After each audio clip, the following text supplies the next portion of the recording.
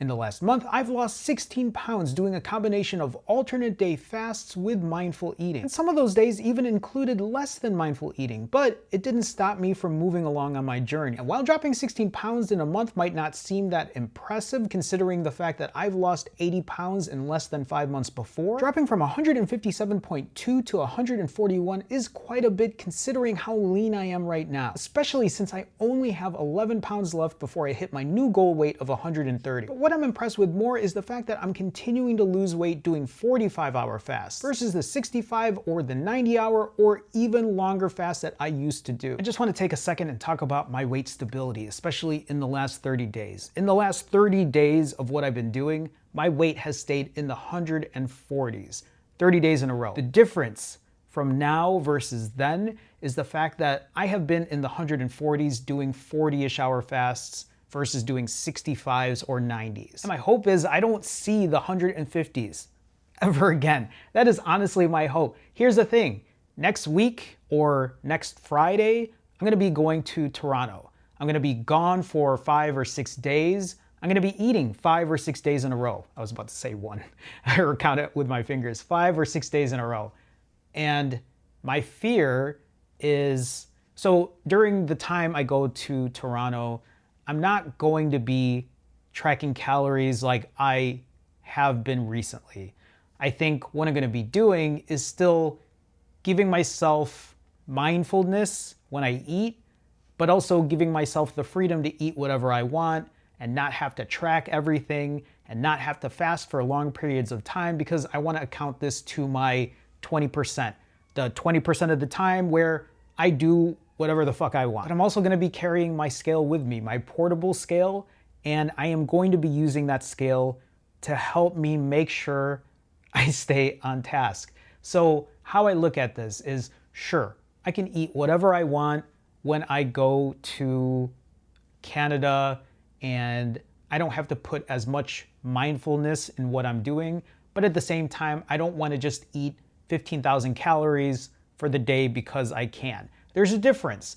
That's a different mindset shift than how it used to be for me, even when I would just refeed after fasting for 65 hours or 90 hours, where I tell myself, eat whatever you want, it's all good, you're gonna be able to fast for another however long and get the weight off. And while that is a strategy and it is a tactic that I am good at, I also want to really start putting a little more attention on weight stability, meaning that I don't want to keep swinging 15 pounds up, 15 pounds down, 15 pounds up, 15 pounds down.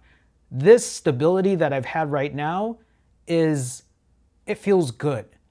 And a big reason is because I've been able to limit my calories. This isn't something that I would have been able to do 580 some days ago because I did not have the practice, I didn't have the routine down, I didn't have better habits back then. So while I really want to enjoy myself when I go on this small vacation or whatever you want to call it and enjoy being in a different city and traveling a little bit, I also want to make sure that, or at least remind myself that I don't have to go crazy and eat everything just because I can. Today's day 588 of my fasting journey, my health and wellness journey. As someone who's been morbidly obese for over 40 years, fasting and moving more, and more recently eating better and limiting calories has helped me to lose and keep this weight off for this long. No pills, no meds, no injections, no surgery. Just fasting and practicing healthier habits. In the last 33 days, my fasts have averaged around 45 hours. My refeed time, my eating window around 3 hours, and the calories that I eat during my refeeds around 2,500 calories. At least on the days that I track. On the days that I don't, I'd say somewhere around 5,000 calories per refeed. But despite having some 5,000 calorie refeeds, I still lost 16 pounds in 33 days. But there's still a huge caloric deficit here. Eating 2,500 calories on my refeed days on average is one thing, but the fact that I am eating no calories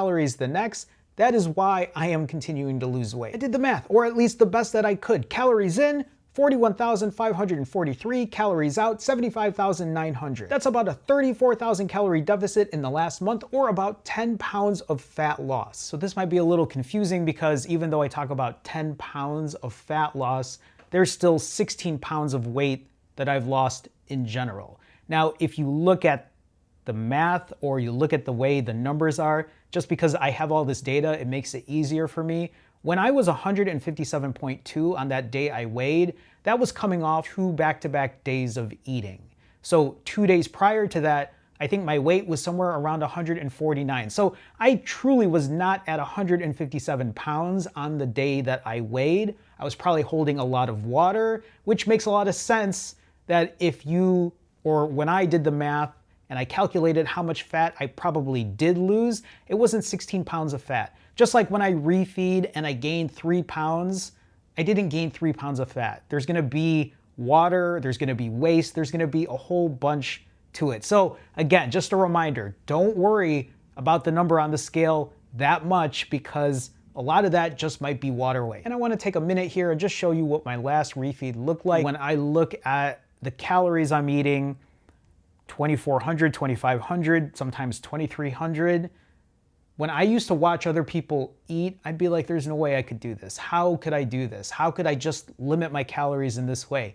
I wanna be able to show you all how I do it. So if you're somebody that has trouble getting or limiting calories, for me, the one thing I think that's been helpful is I keep leaning on the low calorie, high volume. How can I get, and I said this in my last video, how can I get the most bang for my buck when it comes to getting my calories in? So here's what my last refeed looked like. I did the typical break with veggies, Brussels sprouts, zucchini, carrots, mushrooms, all cooked with a little oil, and then a huge bowl of white rice with some ground turkey marinated in teriyaki sauce and mushrooms. I'll be honest, I need to make a better sauce next time. Trial and error. 2 bananas for good measure, and a new start to the show. Here is this ice cream made using a Ninja Creamy.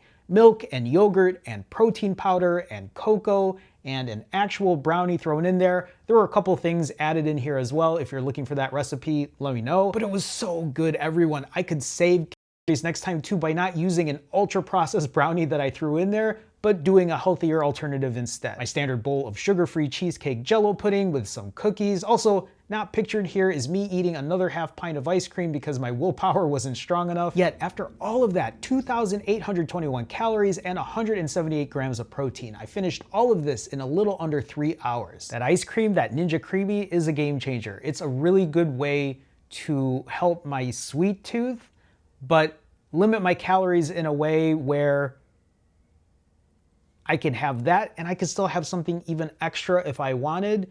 Again, this is me trying to manipulate the volume of food I'm eating and the amount of calories it takes to get that volume in. The plan moving forward is similar. Practice ADFs, limit calories where I can, have about 125 grams of protein when I refeed, get about 10,000 steps a day in, lift 3 times a week, and hopefully continue to lose excess body fat and build muscle. It's not rocket science, but it takes effort, it takes consistency, it takes mental discipline, it takes breaking old habits and building better ones, it takes accountability and showing up for yourself.